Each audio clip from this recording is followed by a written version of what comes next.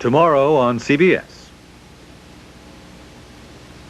Coming up, John Lennon, his death, his life, and his music. A team report on the fans who loved him, the man charged with killing him, and the sounds that shaped a generation.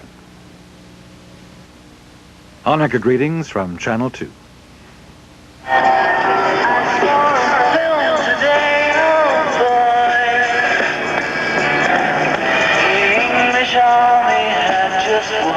From Channel 2 News, the 11 o'clock update. Tuesday, December 9th, 1980. John Lennon, a legend lost. Here is Rollin Smith. Good evening. Mark David Chapman, a 25-year-old Beatle fan, is in Bellevue Hospital's prison ward tonight, charged with what authorities say was the premeditated execution of John Lennon. A phalanx of police, fearing a Jack Ruby-style reprisal, tonight rushed Chapman to the hospital for psychiatric tests. Right now, at the scene of the killing, Lennon's West Side apartment house, hundreds of fans continue their vigil. Our Gene Downey is there for a report on the day that the music died. Rollin, police say Chapman stalked Lennon for about 3 days before the shooting. And security people here say it wasn't unusual for Lennon to stop and sign autographs for friends. But it was one of those autograph hunters who pulled the trigger last night. 5 shots rang out shortly before 11 o'clock in the courtyard of the Dakota. John Lennon fell to the ground, moaning, "I've been shot." They took John to the radio car we were in, and we took him to the hospital. What condition was he in when he was in your car? He was shot. And he was limp. There were about 6 officers carrying him. He had a little bit of blood coming out of his mouth.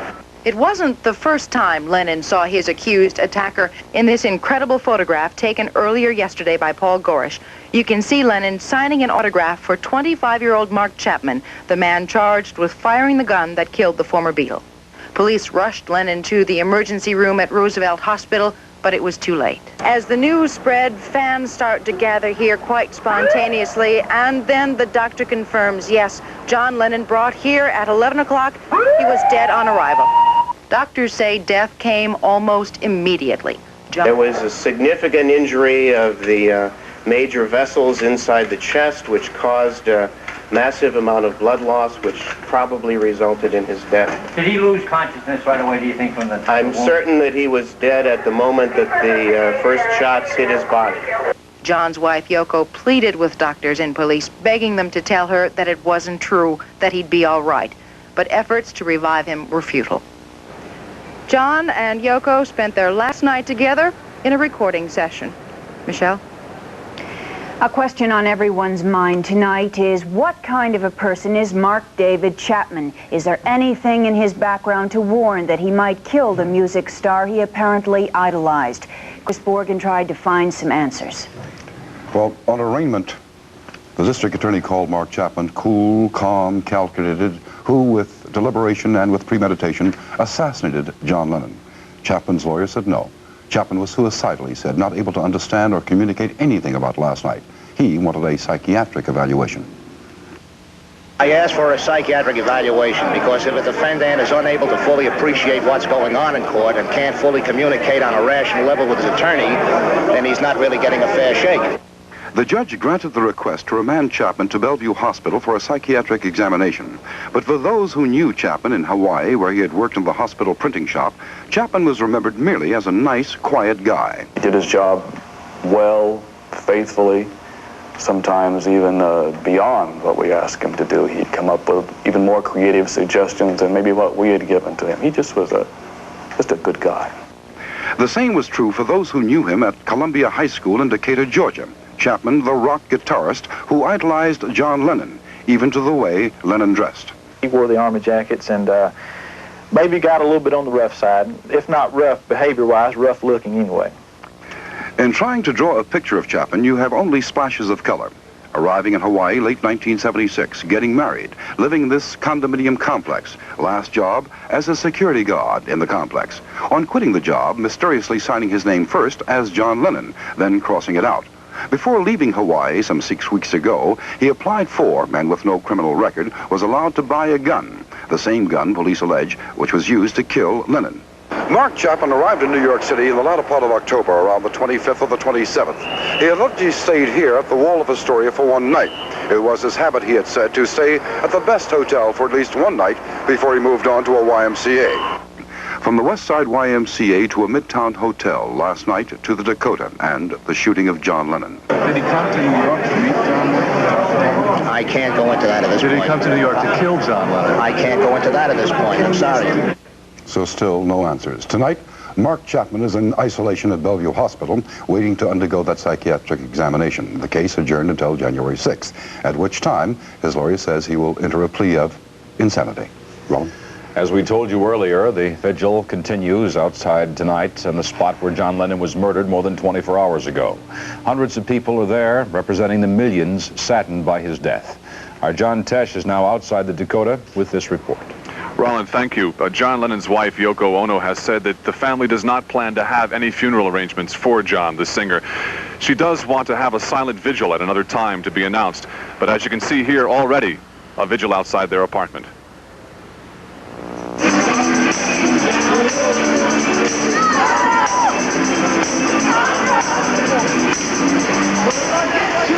The faces here tell the story of the grief shared by millions of people. They came here to West 72nd Street. They came in the freezing rain. Some came to sing with the recorded remembrances squeaking out of portable radios. Others came just to see where the man had lived. And still others brought with them bouquets of thanks for the music that for years had shaped their way of dressing, thinking, and listening. Walking through the crowd, one could hear the names of John Kennedy, Martin Luther King.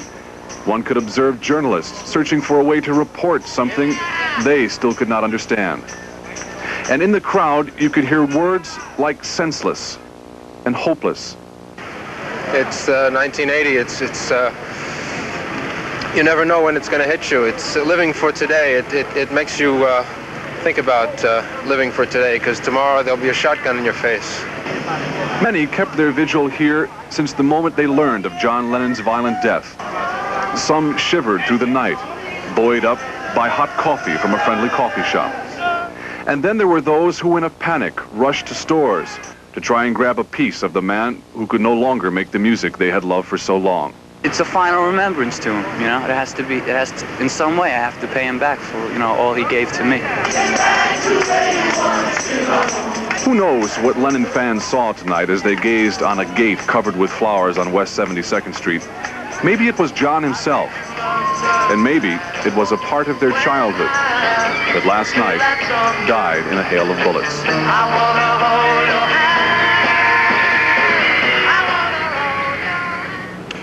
When someone like John Lennon is killed, it does something to your memory. I remember playing music as a rock musician and as a youngster, and wondering how someone could be such a musical genius. Tonight, I wonder how such a musical genius could have been gunned down. Michelle, back to you. Thank you, John. More about the death and life of John Lennon as we continue our 11 o'clock update. Friend and former Beatle Ringo Starr rushes here to comfort Lennon's widow. Dennis Cunningham looks at the music and the man who helped shape a generation. And Ronald Reagan in New York comments on John Lennon's tragic death. Stay with us. Imagine there's no heaven. Power that the Beatles held over their fans showed again today as drummer Ringo Starr left the Dakota. The shocked Ringo, who had spent Thanksgiving here with the Lennons, flew in this morning from the Bahamas to comfort Lennon's wife. He visited her for 2 hours. And ashen Paul McCartney said, "I can't take it in at this moment," when he first learned of John's death. Later, he remembered his partner as a great man. And as for George Harrison, he was said to be shocked and in seclusion. The murder of John Lennon is again raising questions of crime, safety on our city streets, and gun control. Before a meeting today with Terence Cardinal Cook, President-elect Ronald Reagan was asked about the killing. He called it a great tragedy, and he was asked would stiffer handgun laws stop such tragedies. I've never believed that. I believe in the kind of handgun legislation we have in California. If someone commits a crime and carries a gun when he's doing it, they have 5 to 15 years to the prison sentence. And a furious Mayor Koch today lashed out at the London press for blaming Lennon's murder on New York and the American gun laws. One paper saying freedom to carry guns has brought about monsters. Koch insisted that tighter gun laws, even the death penalty, would not have saved Lennon's life at the hands of a deranged killer. Would not have saved Lennon's life at the hands of a deranged killer. Later in this broadcast, arts editor Dennis Cunningham will look back at the career of the man who helped shape a generation. And in other news of this Shea for a double or a homer is going to be a long out in Yankee Stadium. And number 4, he wouldn't have to work for George Steinbrenner. The Yankees and the Mets, who gets them? The Knicks win it by 3. This is Warner Wolf. Michelle? All right. Thank you, sir. Still ahead tonight, Mr. G with colder weather on the way for tomorrow. And yesterday, Dennis Cunningham reviews the musical career of John Lennon when we return.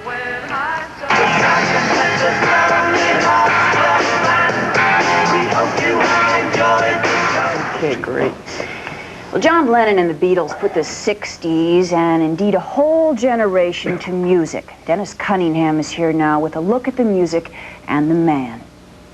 Michelle, thank you. One of America's most prominent composers said it as well as anyone. If you ever want to know anything about the turbulent and ever singular 60s, said Aaron Copland, listen to the music of the Beatles. Lennon was born in 1940 in Liverpool. Early on, after his father deserted the family, his mother handed over the chores of raising him to her sister, and Lennon was raised by his aunt.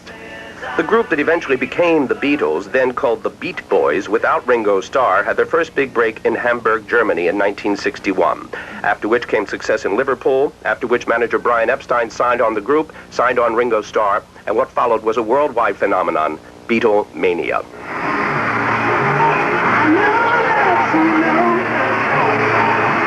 You know, the Beatles bring joy into the world, the happiness. We forget our cares when we hear Beatle records. John thought of the name Beatles, and he'll tell you about it now.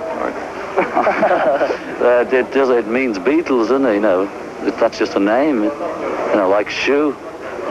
He was arrogant, of course, but you kind of wanted that because it was always that. But he was incredibly witty and generous with his thoughts, and the thoughts were deep. By the time John Lennon made a movie without the Beatles, the 1967 How I Won the War, he had decided he wanted to go out on his own.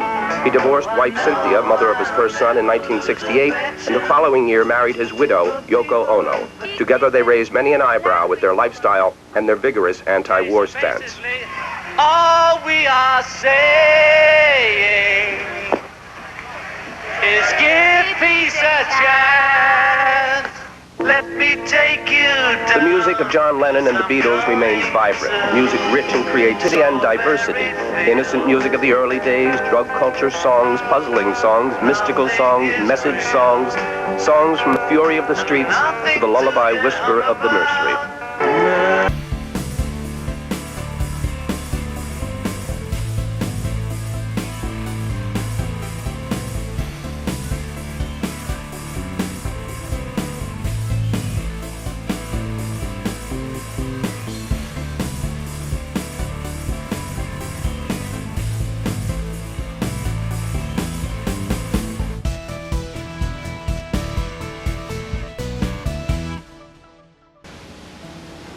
John Lennon did give us his insight, talent, and consciousness in notes and words. There were no conditions. It was, this is me. This is what I am. He shared that essence, believing we are all part of the whole. We mourn his youthful death. We pity his assassin. We embrace the goodness that was John Lennon, for only his body died. And that is our 11 o'clock update. Next to CBS News special report, John Lennon, The Dream is Over. I'm Michelle Marsh. Good night. I'm Roland Smith. Michelle and I'll be back tomorrow night at 11. We hope that you'll be here too. Good night.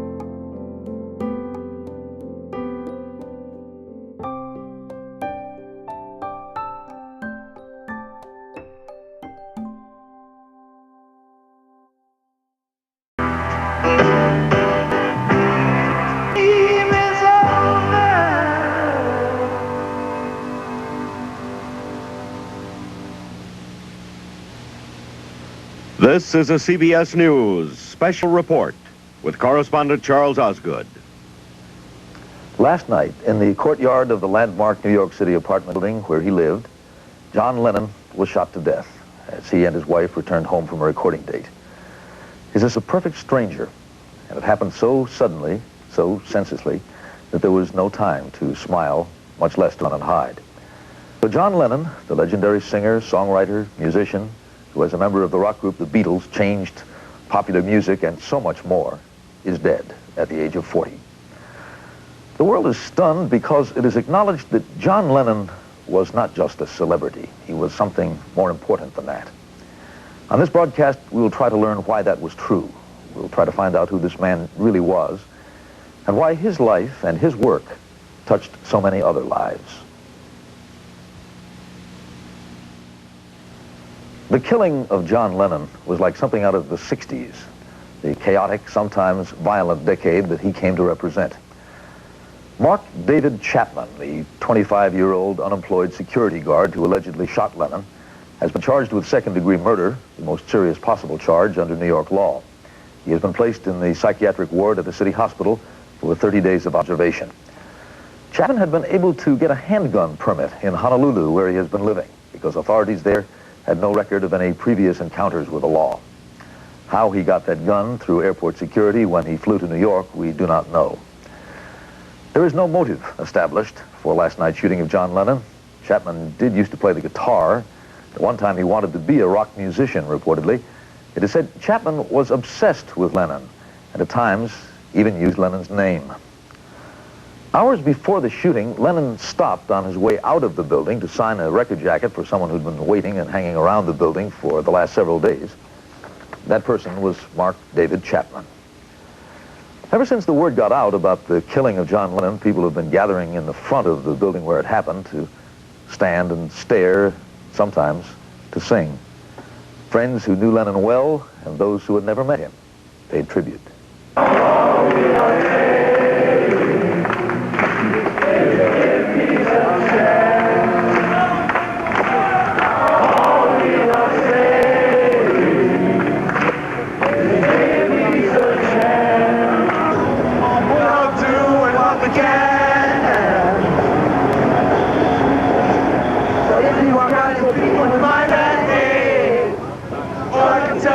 You have to wait. It's gonna be alright. Alright. Constitution, well, you know, we all love the same joy. Institution, well, you know. People say I'm crazy, doing what I'm doing. Well, they give me all kinds of warnings to save me from ruin. Because I was in the 60s, so I remember him very, very well. Very, very shocked by it. He felt that if he had a message at all for this decade, it was about family, it was about love and caring, and it was very tender. People stood and stared. They'd seen his face before. Nobody was really sure he was alive. You know, the Brecht Weil of pop music, the master of contemporary sensibility. He and the Beatles defined the 60s for millions of people around the world. Was there a new concept behind the album you were working on with him? The message for the 80s was to be optimistic, to work with the system, to help yourself, and not to hurt anyone else while you were helping yourself. And he was extremely optimistic about the future. I've never seen him in better spirits. I hadn't seen him for a few years. I saw him in LA when things were bad. But when I saw him, when we started this record, he was just in the best spirits he's ever been. He was a very happy man. He was fulfilled by his family. And Yoko was wonderful for him. Had taken care of his life. He was just feeling so well that he felt if he could come back from the depths that he was in the mid-70s, that anyone could, that not that he was a guru or he was going to show anyone the way, but he was just really up, and I think he was trying to point out to everyone how important your family is, because that was one of the things that really brought him up, was his son, both of his sons. In fact, one of the cuts on the album is called Cleanup Time, which is what he was trying to tell us. Set the example that it was time to clean ourselves up. Clean up time.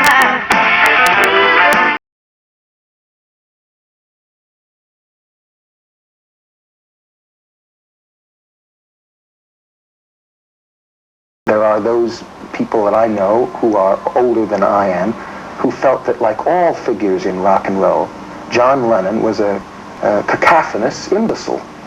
But clearly, he was not a cacophonous imbecile. He was a remarkable man of extraordinary energy and intelligence. And he simply came from one of the toughest sections of the world, Liverpool, and invaded all of our lives in an original and, as I said a moment ago, irrevocable way. And that's why you find this outpouring. That's why you find that last night by 20 after 12, there were hundreds of people gathered at 72nd Street and Central Park West. A member of the family had been lost. You say invaded our lives.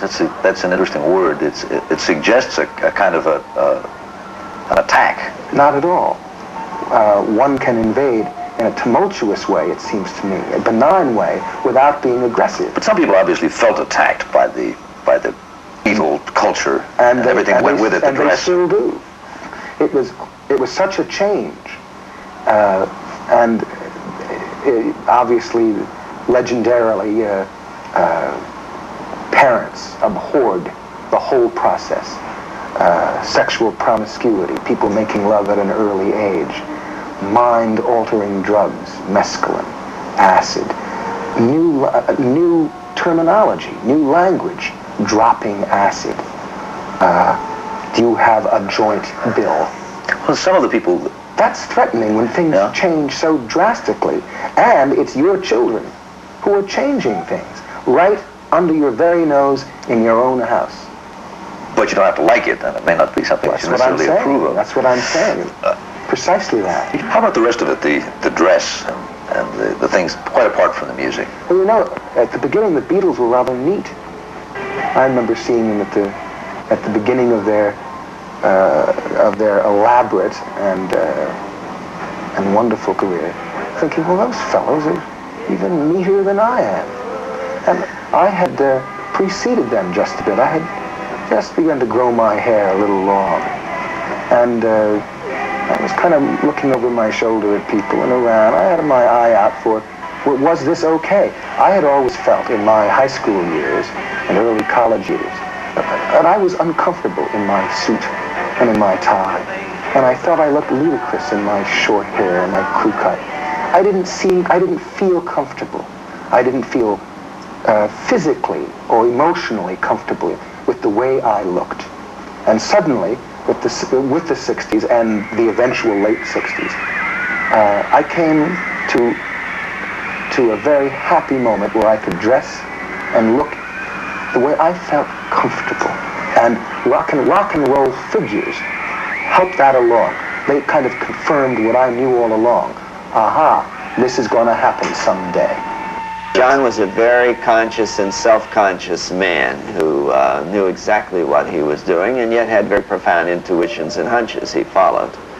But what happened to him finally was he sort of suffered some kind of obscure breakdown and wanted to go back and start all over again and be reborn, and literally was reborn, went into primal therapy and screamed and puled like an infant. Then he married a very maternalistic woman. Then he underwent a sort of role reversal business, like Achilles at the spinning wheel, and for 5 years was a sort of male mother to his child, giving that child an experience that he felt he had been denied. And then finally, in his latest record, which is a big hit, he came back really very much to where he stopped recording with Abbey Lane in about 1970 in a very sophisticated, almost parodistic version of his original style. So that his career describes a complete circle or cycle.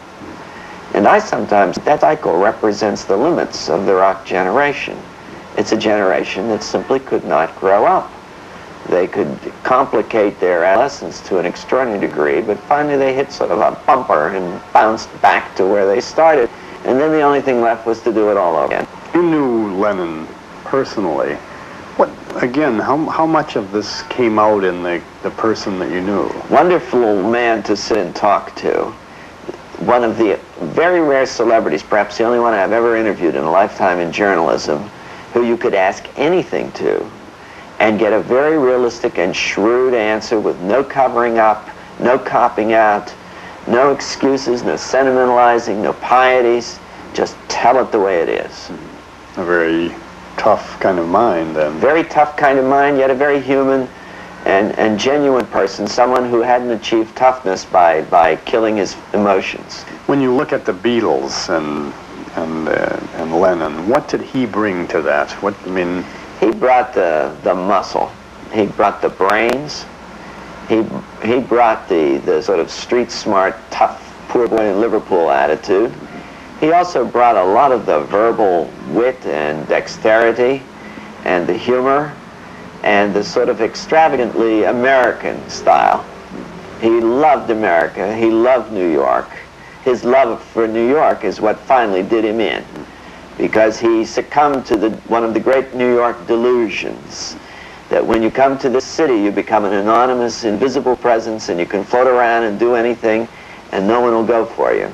It's a big mistake. It cost him his life. Finally, that world got to him.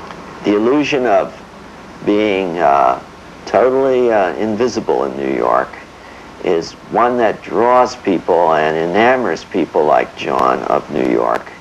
But it isn't true. You're really in a little village in this town, and you're just as conspicuous as you'd be anywhere else, but you have to be a New Yorker to recognize that. She told me, yes, you can walk on the street, you know. She says, you will be able to walk here, but I would be walking on tents like that, waiting for somebody to say something or jump on me and like that. And it took me 2 years to unwind, I can go right out this door now and go in a restaurant. You want to know how great that is? I can go right out this door now and go in a restaurant. You want to know how great that is?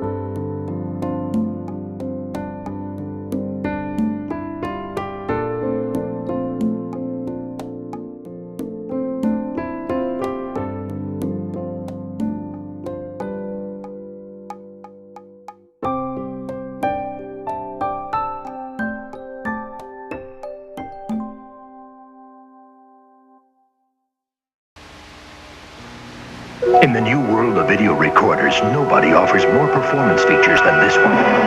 RCA Selectivision 650, maximum 6-hour recording time, an unsurpassed 14-day memory, and remote-controlled special effects like slow motion, picture search, and stop action.